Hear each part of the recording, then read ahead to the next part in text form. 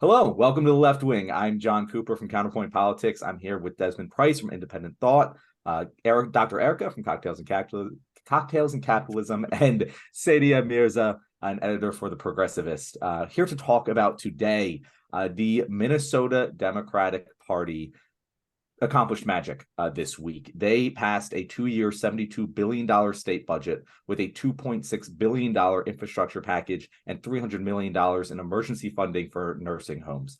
And on top of that, just a laundry list of different progressive items, such as codifying abortion rights, setting a new carbon-free electricity benchmark, free breakfast and lunch for all children in school, a state-run paid family and medical leave program, gun regulations, expanded voter access, really just all of the things that we talk about, like, hey, wouldn't it be nice if Democrats did this?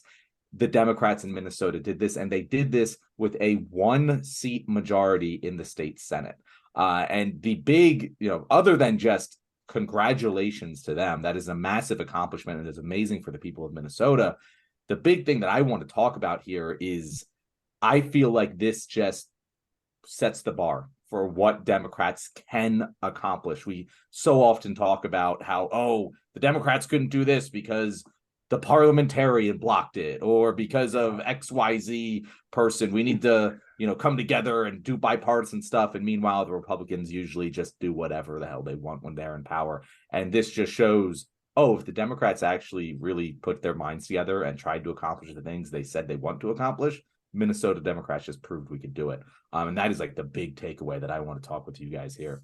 That's an insane laundry list of things that they accomplished. I can't believe that they were able to do that all so quickly.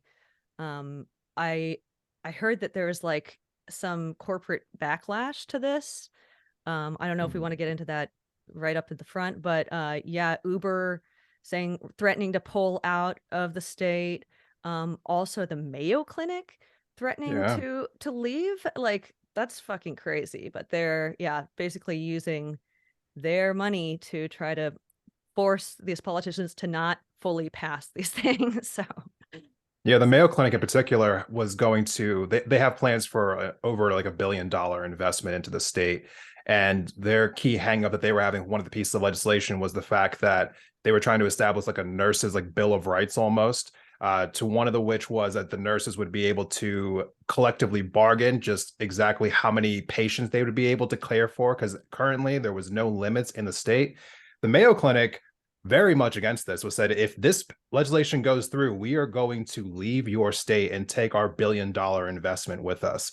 So I think Moral Perfect Union had a few different slides on this. So I definitely say we should probably like go to them as far as more information on that particular story. But overall, with the state of Minnesota, this is exactly, you're right, John. This is exactly what we've been asking for Democrats at large. And we have been largely not seeing. States like New York, states like California, and even other states where there's Democratic majorities. I mean, I'm thinking about states like New Mexico, for instance, and Rhode Island, Connecticut, all up in New England.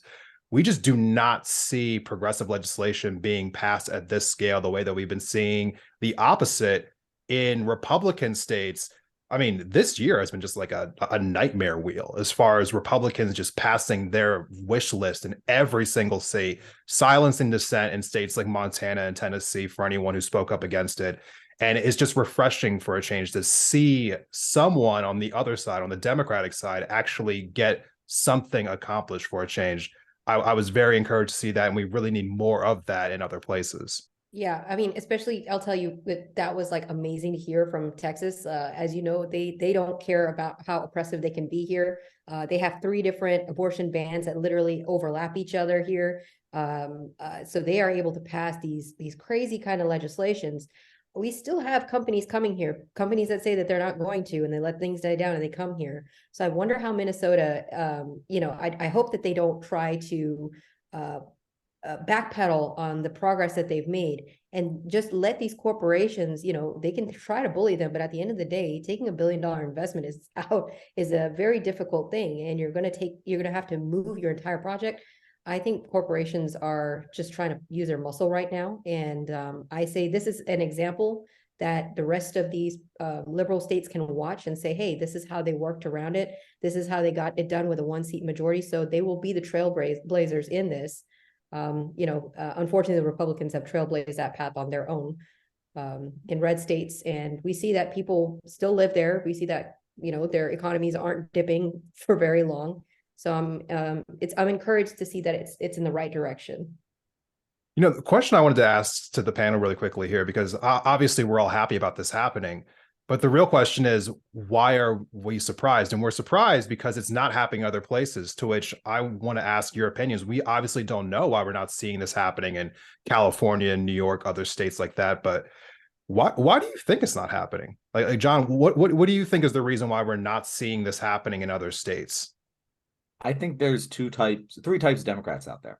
There's the types of Democrats like we have in Minnesota, I guess, which, by the way, is crazy that this is happening in Minnesota. You would think, hey, state Democrats just pushed through one of the most progressive plans in the country in Minnesota. Like this is common, normal, everyday Midland America citizens who have advocated for this. Like, this isn't like crazy coastal elites, right? This is Minnesota. And I think that should be extra special that they were able to accomplish this in a state that is in the middle of the country, in the heartland of America. And to speak to your point, Desmond, I think that there's three types of Democrats. There's Democrats like the ones in Minnesota that want to accomplish things, that want to just fight for what they believe in and do as much good as possible.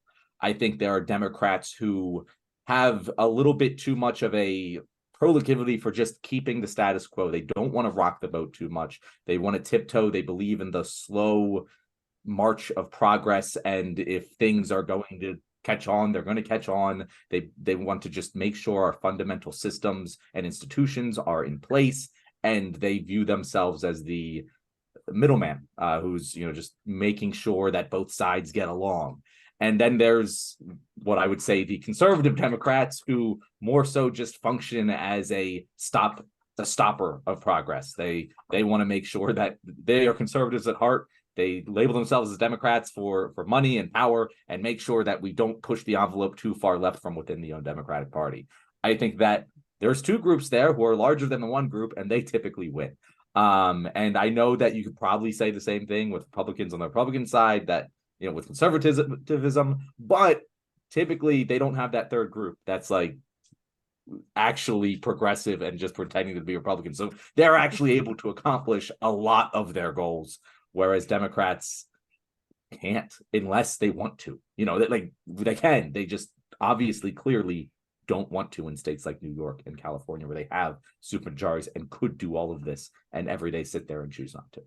And wouldn't this be a great test, though, to see which, you know, because I think a lot of people don't get involved in the primaries. They just kind of let, you know, that kind of pass by them. And then they're stuck with these candidates that they have to either vote for or vote for, you know, a Republican. And I feel like this is a great way to kind of weed those kinds of people out when you see these examples like in Minnesota, and you say, hey, what did you feel about what they did in Minnesota?